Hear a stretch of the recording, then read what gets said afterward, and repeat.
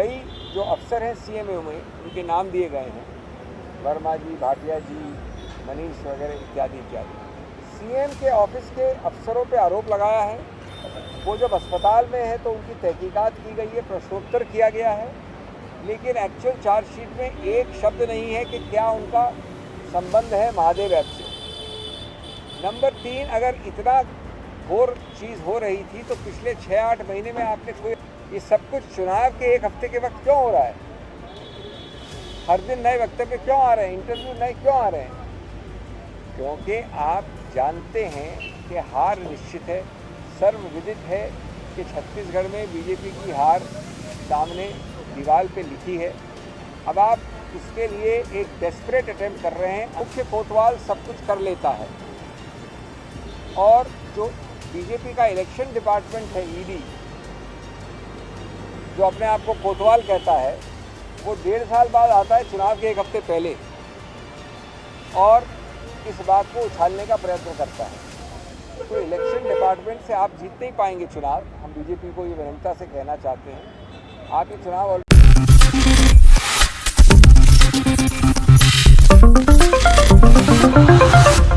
2024 के लोकसभा चुनाव को मद्देनजर रखते हुए इंडिया गठबंधन साफ तौर पर दावा कर रहा है कि इस बार गठबंधन की जीत पक्की है। लेकिन भारतीय जनता पार्टी को लेकर, केंद्र की मोदी सरकार को लेकर गठबंधन का यही कहना है कि कहीं ना कहीं मोदी सरकार में वो बौखलाहट बढ़ती ही जा रही है। डर और खौफ यहां पर देखने को मिल रहा है और इसी वजह से ईडी, सीबीआई और आईटी को आगे किया जा रहा है। हम सभी ने देखा है कि राजधानी दिल्ली के साथ साथ छत्तीसगढ़ में, तो वहीं राजस्थान में भी ईडी, सीबीआई की छापेमारी देखने को मिली और आईटी की छापेमारी देखने को मिली उत्तर प्रदेश की सियासत में।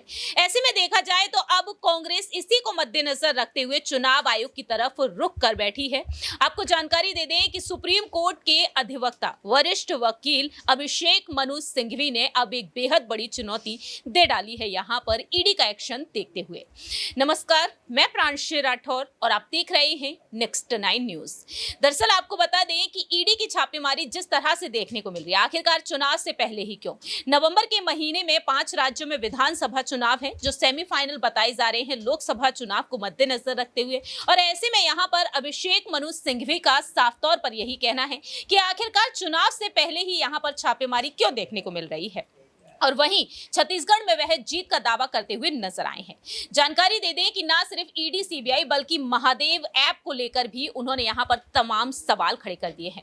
तो आइए आपको दिखाते हैं पहले वो वीडियो जहां पर अभिषेक मनु सिंघवी ने साफ तौर पर अपनी बातें कही हैं। मोदी सरकार पर वह हमलावर होते हुए नजर आए हैं और ईडी, सीबीआई के कामकाज को लेकर भी उन्होंने बात रखी। चुनाव आयोग तक अब वह पहुंच चुके हैं। देखिए ये रिपोर्ट। हमको लगता है कि बहुत घोर चीज़ें हो रही हैं, गलत चीज़ें हो रही हैं, गैर कानूनी हो रही हैं और रुपया आ रहा है बाहर से छत्तीसगढ़ को इलेक्शन चुनाव को फंड करने के लिए। ये कैसा वाक़या हुआ भैया? सब्जेक्ट टू इन्वेस्टिगेशन, यानी आप भविष्य में तहकीकात करेंगे लेकिन आरोप प्रत्यारोप आज करेंगे, चुनाव की समतल ज़मीन को खराब आज करेंगे, लोगों को गुमराह आज करेंगे। और तीसरी बात कि ईडी बार बार ये दिखाती है कि उसके पास पूरे तथ्य हैं, लेकिन जिन जिन के नाम लिए हैं चार्जशीट में उनके विषय में कुछ भी नहीं लिखा है, कुछ भी नहीं बताया है कि कैसे महादेव ऐप से वो संबंधित हैं। कई जो अफसर हैं सीएमओ में, उनके नाम दिए गए हैं, वर्मा जी, भाटिया जी, मनीष वगैरह इत्यादि इत्यादि। सीएम के ऑफिस के अफसरों पे आरोप लगाया है। वो जब अस्पताल में है तो उनकी तहकीकात की गई है, प्रश्नोत्तर किया गया है, लेकिन एक्चुअल चार्जशीट में एक शब्द नहीं है कि क्या उनका संबंध है महादेव ऐप से। नंबर 3, अगर इतना घोर चीज़ हो रही थी तो पिछले 6-8 महीने में आपने कोई अरेस्ट क्यों नहीं किया और ऐप को बैन परसों क्यों किया?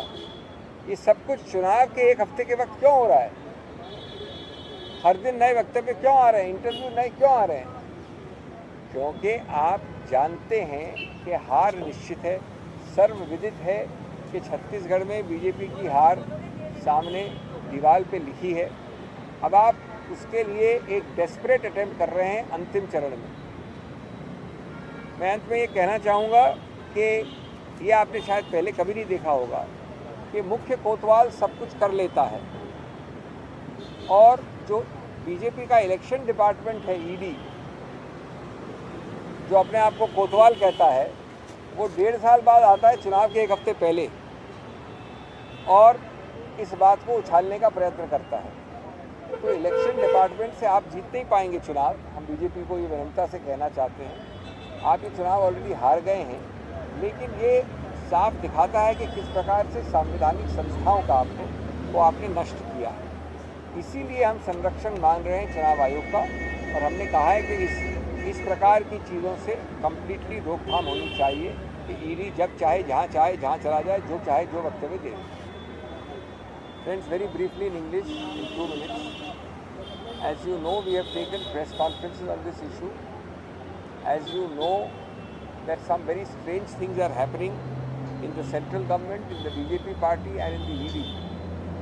As far as the election in Chhattisgarh is concerned, it is self-evident to anybody who knows anything of the ground in Chhattisgarh that the BJP is hurtling towards certain defeat.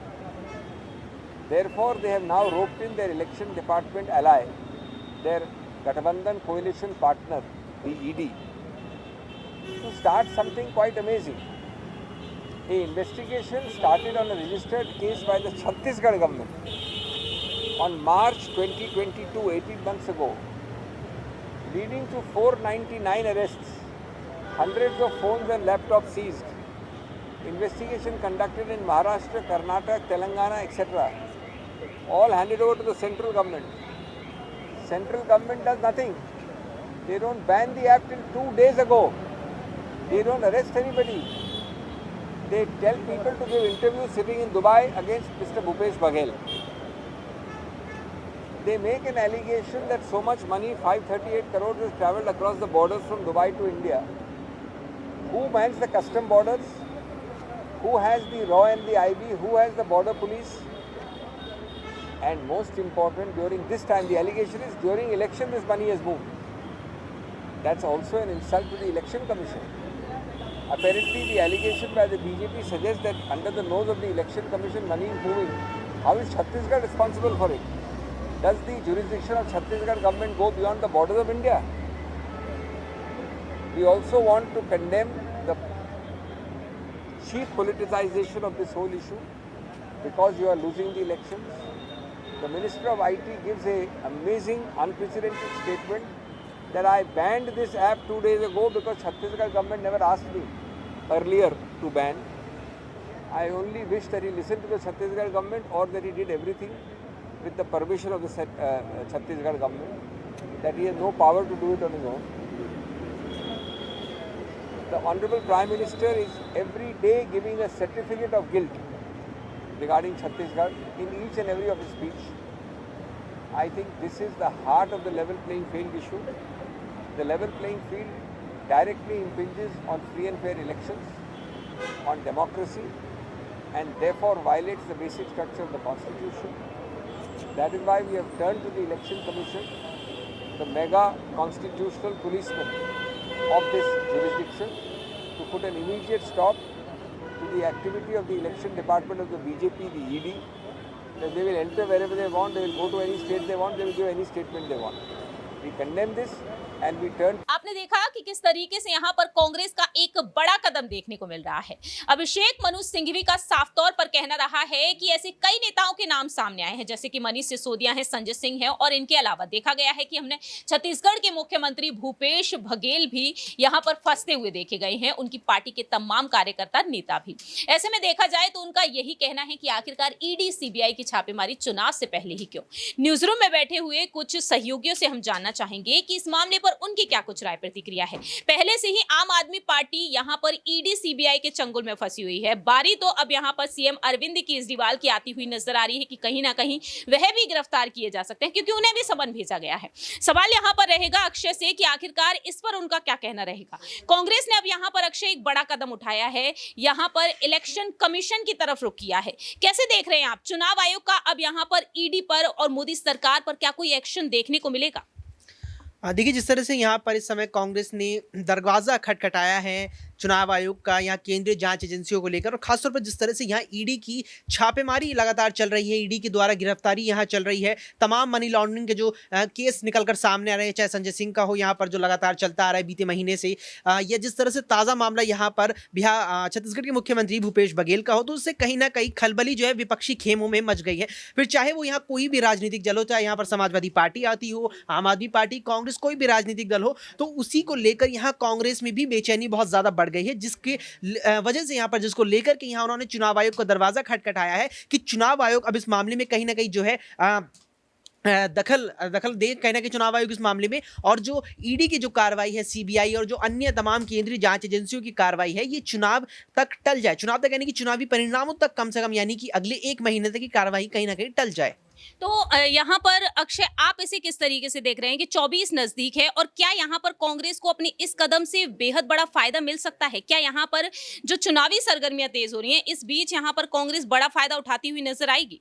देखिए, निश्चित तौर पर मुझे लगता है कि फायदा इससे बिल्कुल मिल सकता है, क्योंकि अगर हम इस बात को कहीं ना कहीं भूपेश बघेल के नजरिए से देखें, अगर यहाँ पर देखिए कांग्रेस ने जिस तरह से चुनाव आयोग का रुख किया है, अब ये बात सामने आनी बाकी है कि चुनाव आयोग ने जो चुनाव आयोग के सामने कांग्रेस ने जो मांग रखी है कि जो रोक लगाई जाए इन केंद्रीय जांच एजेंसियों की कार्रवाई पर, क्या वो इन 5 राज्यों की विधानसभा चुनावों के नतीजों तक लगाई जाए, या कार्रवाई पर रोक लोकसभा चुनावों के नतीजों तक लगाई जाए? तो दो चीज, ये पहली चीज यहाँ पर ये आती है। और दूसरा, जिस तरह से आपने यहाँ पर सवाल किया, तो निश्चित तौर पर इसमें कोई दौराय नहीं है, क्योंकि देखिए, मान लीजिए कोई कांग्रेस पार्टी का कोई नेता, या यहाँ पर आप भूपेश बघेल को ही ले लीजिए, भूपेश बघेल अगर इस मामले में कहीं ना कहीं पूरी तरह से शामिल पाए जाते हैं, तो उनकी भी यहाँ पर गिरफ्तारी हो सकती है, और इसमें कोई मुझे नहीं लगता कि कहीं ना कहीं कि इसमें कोई पेच गिरफ्तारी का फंसेगा, क्योंकि सीधे तौर पर गिरफ्तारी हो सकती है। ऐसे में कांग्रेस के अगर बड़े नेता फंसते हैं, अगर चुनाव तक यहाँ कोई और नेता यहाँ कांग्रेस के फंसते नजर आते हैं तमाम मामलों में जहां केंद्रीय जांच एजेंसी कार्रवाई कर रही है, तो कांग्रेस को इससे भारी नुकसान होना है, इसमें कोई दौराय नहीं है। इसीलिए अगर यहाँ पर कार्रवाई रुक जाती है, तो निश्चित तौर पर यहाँ पर कांग्रेस को फायदा होगा, क्योंकि उनके नेता बाहर रहेंगे, और बाहर रहेंगे तो यहाँ संगठन के लिए काम करते नजर आएंगे।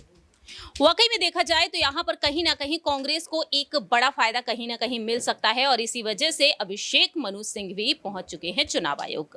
अगला सवाल यहाँ पर रहेगा दौलत से कि आखिरकार वह इस मामले को किस नजरिए से देख रहे हैं। दौलत, आपकी क्या कुछ राय प्रतिक्रिया रहेगी कि चुनाव आयोग तक अब कांग्रेस पहुंचती हुई नजर आ रही है, और दूसरी ही तरफ अरविंद केजरीवाल की जो पार्टी है, उनका कहना है कि कैबिनेट बैठक भी हम जेल में जाकर भी कर सकते हैं अगर उन्हें गिरफ्तार कर लिया जाता है, और मुख्यमंत्री पद पर वह बने रहेंगे। लगातार देखा जाए तो विपक्ष पे हर तरीके से वार यहाँ पर हो रहा है चुनावों में, चाहे वो ईवीएम का मुद्दा हो, चाहे ईडी का मुद्दा हो, हर तरीके से विपक्ष को यहाँ पर वार करने की तरफ जो है बीजेपी सोच रही है, जिसमें आरोप लगता रहता है उनके ऊपर कि सेंट्रल एजेंसियों का इस्तेमाल किया जा रहा है। और यहाँ पर अरविंद केजरीवाल कहते हैं कि आप सारे नेताओं को जेल भेज देंगे, कि हम तो वहाँ से भी जो है जनता के लिए काम करते हुए नजर आएंगे। तो हम ये देख सकते हैं कि किस तरीके से यहाँ पर एक तरफ है कि ये सरकार जो चला रहे एक तानाशाही की तरह से एक सरकार चल रही है, एक तरफ हम देख रहे हैं कि यहाँ पर जनता की बात यहाँ पर करते हुए नजर आ रहे हैं, लेकिन वही जनता की बात कुछ लोगों को पसंद नहीं आती है, और इसी वजह से हम देख सकते हैं कि आम आदमी पार्टी के ऊपर लगातार इस तरीके के एक्शन है। और अब कोर्ट तक यहाँ पर मनु सिंह का पहुंचना कहीं ना कहीं लगता है कि वो इस तानाशाही को, जो दादागिरी जो कही जाती है, आरोप लगाती है यहाँ पर कांग्रेस और अन्य पार्टी की, इसको रोकने की कोशिश जो है अब यहाँ पर की जा रही है।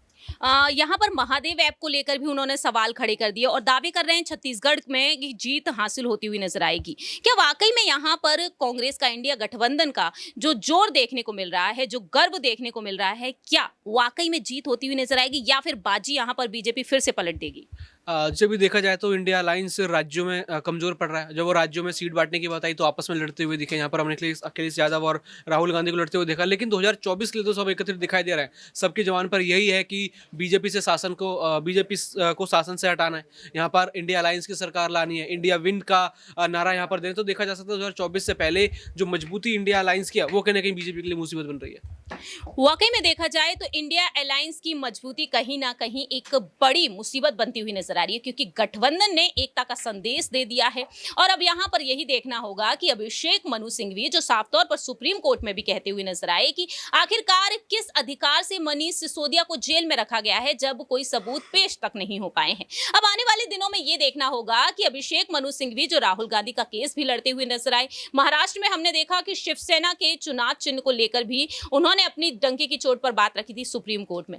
लेकिन क्या यहाँ पर अभिषेक मनु सिंघवी आम आदमी पार्टी को भी राहत दिला पाएंगे? क्या वाकई में छत्तीसगढ़ के मुख्यमंत्री भूपेश बघेल भी राहत पाती हुई नजर आएंगी ईडी और सीबीआई की छापेमारी के बीच? ये देखना काफी ज्यादा अहम होगा। फिलहाल इस खास प्रोग्राम में इतना ही, लेकिन आपकी क्या कुछ राय प्रतिक्रिया है कमेंट सेक्शन में आप बता सकते हैं। तब तक के लिए आप देखते रहिए नेक्स्ट 9 न्यूज।